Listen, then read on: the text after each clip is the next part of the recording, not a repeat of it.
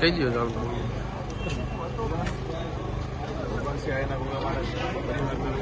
એક દિવસ 11 તારીખે ધજાનું રાજકોટથી પગપાળા સંઘ લઈને ધજાનું આયોજન કરેલું હતું. તે દિવસે અમે બીજા દિવસે ભુવાજીને વાત કરેલી કે અમે ધજાનું આયોજન કરીએ છીએ, ભુવાજીને એક દિવસ અમારી સાથે આવે. ભુવાજીને વાત કરેલી, ભુવાજી એવું કીધું કે એક દિવસે હું 10 દિવસ અમારી સાથે પગપાળા ચાલીશ.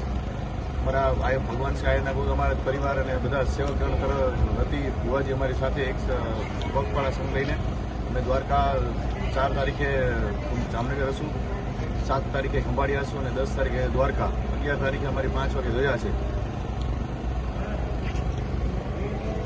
બોલો ભોગા.